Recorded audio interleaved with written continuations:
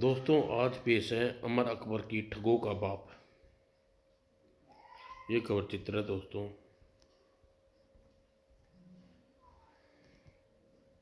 अमर अकबर उस दिन स्विंग करने के लिए सैटर्न होटल में पहुंचे थे।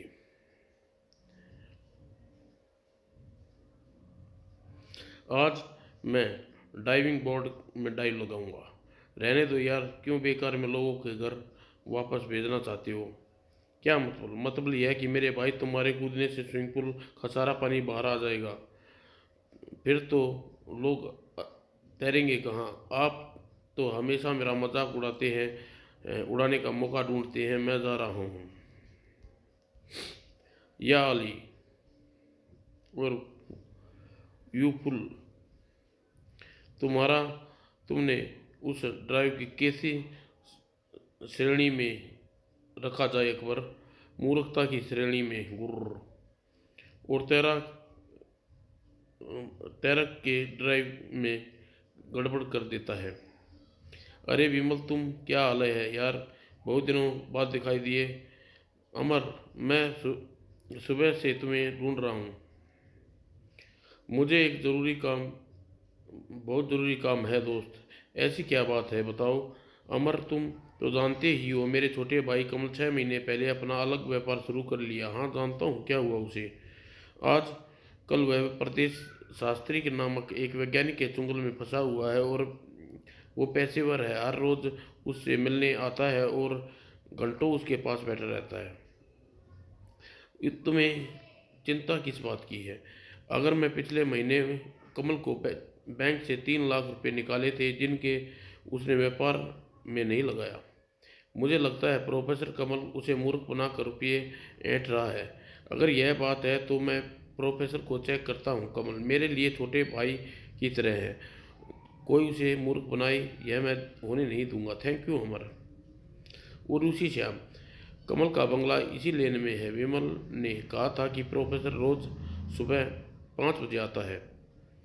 और ठीक 5 बजे प्रोफेसर विमल ने मुझे इसे काहुलिया बताया था। भाई साहब, ज़रा एक मिनट सुनिए, क्या बात है? जनाब, मेरे एक मित्र डॉक्टर अब्दुल बेग कहीं रहते हैं, क्या आप उनका पता बता सकते हैं? सॉरी, मैं खुद इस इलाके में नया हूँ। अमर आगे बढ़ गया। चौराहे अगले चौराहे से टैक्सी स्टैंड पर प्रोफेसर को छोड़कर जाने वाली टैक्सी वहाँ मिल सकती है। ओ थैंक यू। और टैक्सी का नंबर अमर ने नोट कर लिया था। और थैंक गॉड टैक्सी स्टैंड पर खड़ी थी। सुनिए सरदार जी, जी सुनाओ। आप अभी एक आप अभी अभी एक लेन 2 नंबर व सवारी को उतारा है, आए हैं ना? जी हाँ। क्यों, क्या हुआ उन्हें?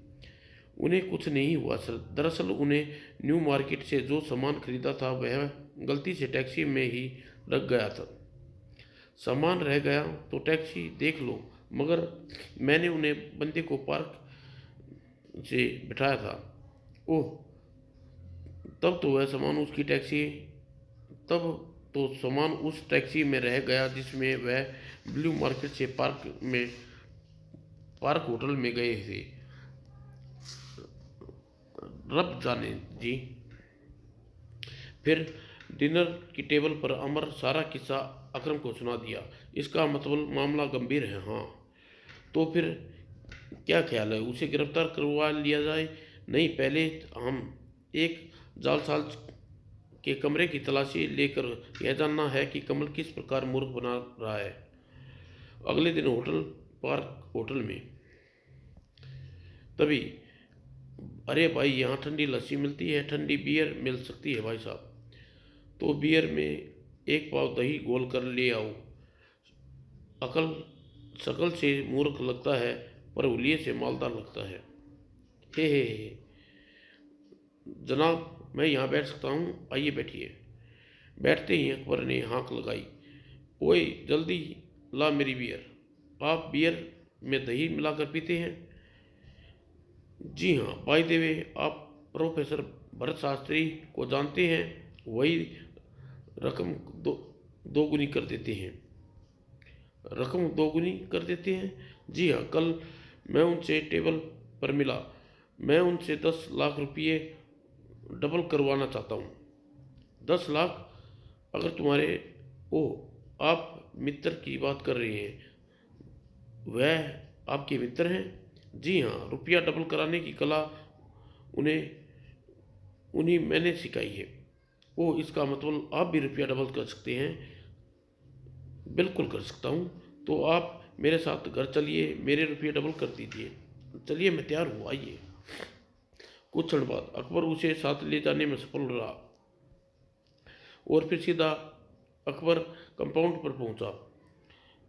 प्रोफेसर परमेश्वर शास्त्री कौन से रूम में ठहरे हैं?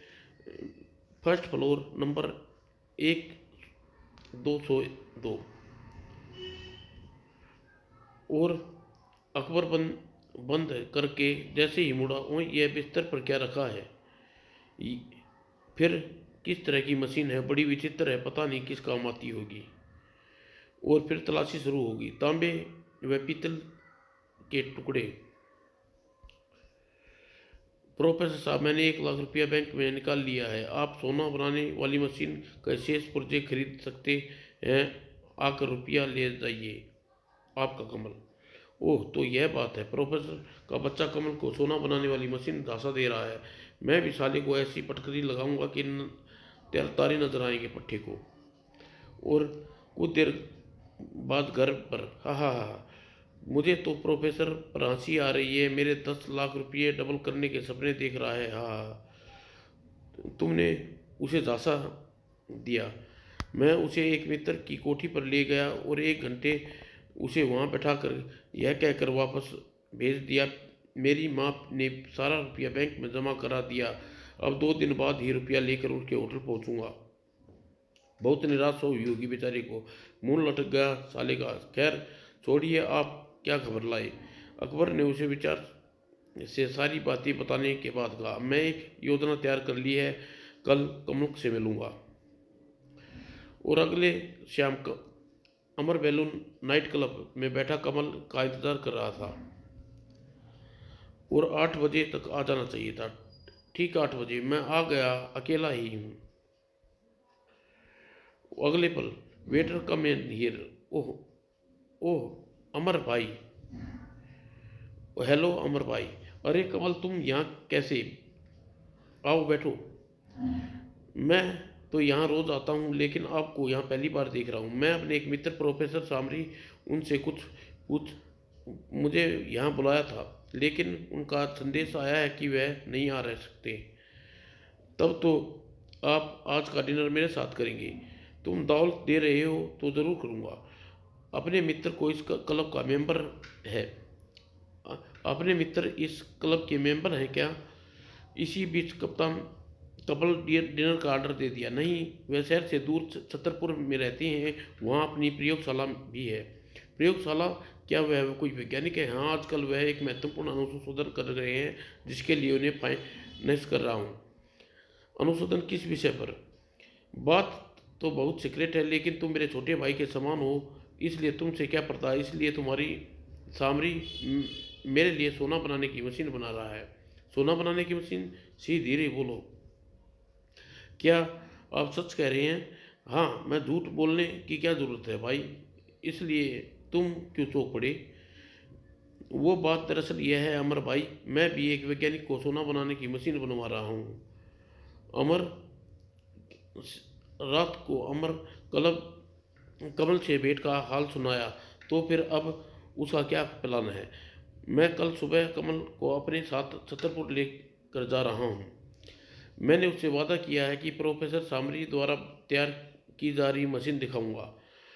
लेकिन छतरपुर में प्रयोगशाला सामरी की मशीन कहाँ से आएगी? उसकी तुम चिंता मत करो। मेरे बात को जरा ध्यान से सुनो।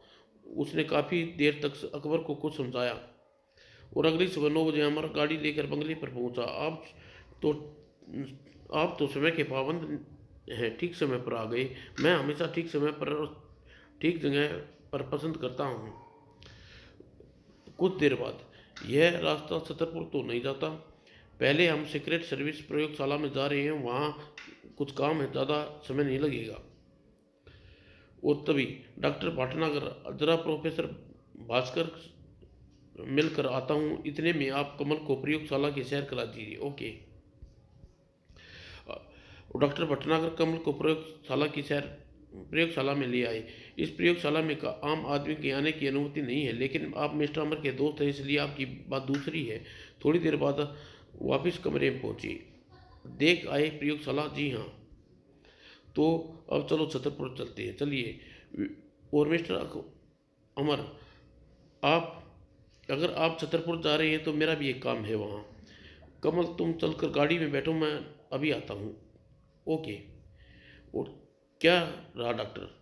मैं उसे कंप्यूटराइज्ड माइक्रो माइक लेकर मशीन के सामने ले गया। मशीन में उसका चित्र ले लिया। अगर अगर कुछ ही देर में उसके चेहरे का मास्क तैयार हो जाएगा। थैंक यू डॉक्टर, शाम को मैं मास्क लेने आऊँगा। Okay, you are most welcome. और कुछ देर बाद उसकी गाड़ी छतरपुर जाने वाले सड़क पर गुजर रही थी। सरकार अब कुछ यहाँ पक्की सड़कें बनवा देनी चाहिए। सरकार काम बस ऐसे ही चल जाते हैं। तभी, अरे यह बीच रास्ते में पत्थर किसने डाल दिए हैं? आओ दोनों हटाते हैं। तभी, हाँ हाँ हाँ हाँ, कौन हो तुम? अगले ही पल, हाँ हाँ, हम डाकू धरती धकेल घुटना तोड़ सिंह हैं, आप घाटी चंबल। डाकू? तुम डाकू हो? तो क्या तुम्हें घसियारा दिखाई दे रहा हूँ? घुटने तोड़ दूंगा। मगर हमने क्या बिगाड़ा है? तुमने हमारा कुछ नहीं बिगाड़ा बिगाड़ा मगर तुम्हारा जरूर बिगाड़ेगा हम तुम्हारा अपहरण करके। मेरा अपहरण? हाँ। तुम तुम तभी छोड़ेगा जब 5 लाख फिरौती मिल जाएगी। चल इधर झाड़ियों में। अमर भाई, मुझे बचाओ। अरे मोटा, गोली मार कर दोनों को घुटने तोड़ दूंगा, चल जल्दी आ जा। अमर कमल से वापस आकर फिरौती की रकम का प्रबंध करता हूँ। कल शाम तक आ जाइए, वरना घुटने तोड़ दूंगा इसके। चल बे, अगर जंगल की सैर कराता हूँ। अमर भाई, डाकू जी, मेरी एक विनती है कि आप मेरी मेरे लौटने का आने तक बेचारे को कोई क्षति न पहुँचाना। ठीक है, ठीक है। अब तू फुट यहाँ से, वरना घुटने तोड़ दोगे जी। मैं जाता हूँ। अकबर एक बार एक्टिंग का जवाब नहीं।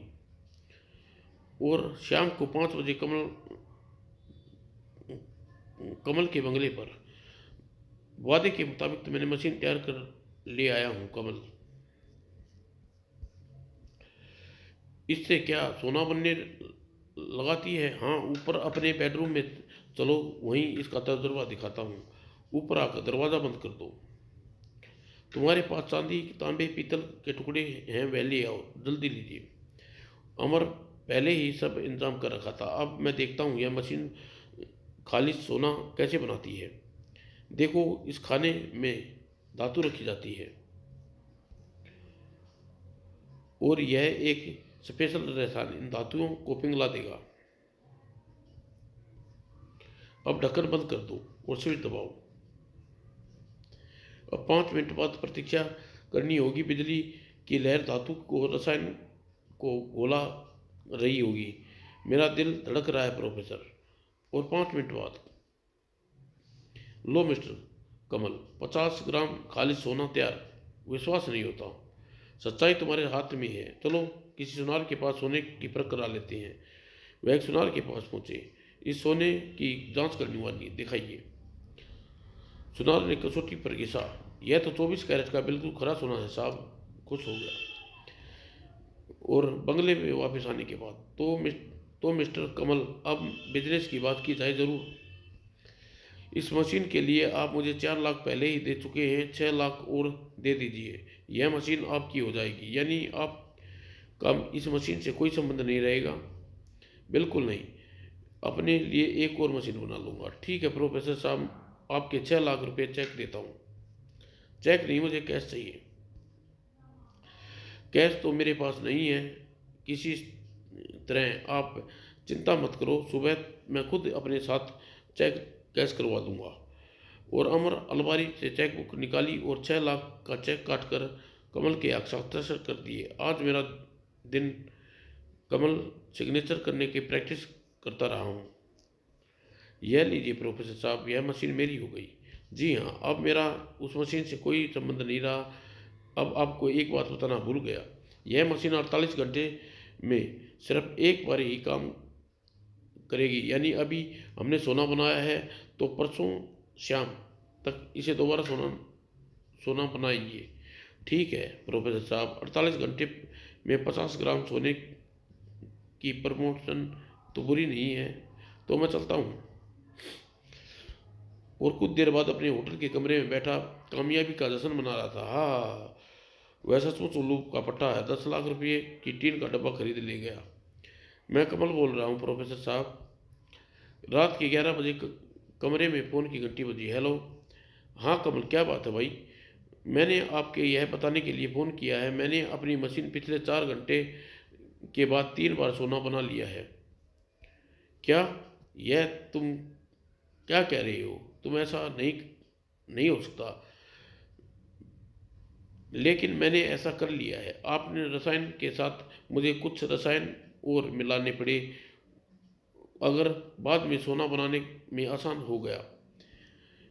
यकीन नहीं होता? मैं आकर देखता हूँ चाहता हूँ, आ जाइए। और कुछ देर बाद, आइए प्रोफेसर साहब, तुमने फ़ोन जो कहा था वह सच है? हाँ। हाथ कंगन को आर्ची क्या जनाब, और अभी आपको सोना बना के दिखाता हूँ।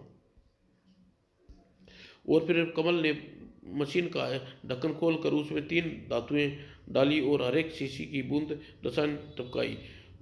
यह रसायन मैंने स्वयं तैयार किया है, और साथ साथ में सोना बनाने का अनुसंधान भी लगा हुआ है था। और 5 मिनट बाद मशीन सचमुच सोना निकल कर बाहर आया। और देखिए ओनो, आप चाहते हैं एक बार तजुर्बा करके देख लीजिए। ज़रूर करूँगा। और प्रोफेसर ने अपने हाथ में 3 धातुओं, एक रसायन उसी क्रम में मशीन में डाला, और कमल ने हाथ डाले। और अगर सचमुच सोना बन गया तो करिश्मा हो जाएगा। और 5 मिनट बाद स्विच दबाने के बाद, ओ गॉड! देखा आपने, लगता है इस मूर्ख ने अनजाने में ही सोना बनाने की यह विधि खोज ली है। अब मशीन सचमुच कीमती है। क्या सोच रहे हो प्रोफेसर? तुमने सचमुच कमाल कर दिया मिस्टर कमल। अब सोना बनाने का मात्र 4 गुण की मात्रा 4 गुना की जा सकती है। तो आप इस काम को कर दीजिए। मुझे मशीन यह सारे रसायन ले जाने पड़ेंगे। ले जाइए, लेकिन मेरा 6 लाख का चेक और पहले दिए 4 लाख रुपये वापस करने होंगे। जब तक काम हो जाए मैं रकम आपको फिर दूंगा। ठीक है मिस्टर कमल, मैं होटल में जाकर चेक और कैश लेकर आता हूँ। आधे घंटे बाद, लीजिए कमल बाबू, लाइए। यह सब क्या है? यह सब मैं क्या देख रहा हूँ? कमल बाबू, आप दो कैसे हैं? मैं कमल हूँ। यह देखो, मैंने प्रोफेट जासूस अमर खन्ना, मिस्टर 420, मैंने तुम्हें तुम्हारे दाव से चित कर दिया। और इंस्पेक्टर प्रधान तुरंत ही प्रोफेसर के हाथों में हथकड़ी डाल दी। कमल, देखा तुमने, यह व्यक्ति तुमने किस प्रकार मूर्ख बना रहा था। अगर विमल मुझे सूचित न किया होता तो तुम 10 लाख रुपये एक टीम के डब्बे को बेचकर गवा डालता। लेकिन आप लेकिन आप कह रहे थे कि मशीन एक बार सोना बना था बना नहीं था, रखा गया था। मशीन के 2 खाने, जिनमें एक पहले ही तैयार सोना रखकर लगा था, दूसरे को धूर्त, और वही तरकीब मैंने इसके साथ दोहराई थी। और एक बात मेरी सुन लो कमल, मेहनत के दौरान कमाना सीखो। मुफ्त की दौलत हासिल करने के चक्कर में रहोगे तो नुकसान उठाओगे। अगर तुमने मेरी नसीहत न मानी तो घुटने तोड़ दूंगा। हाँ हाँ हाँ। समाप्त दोस्तों।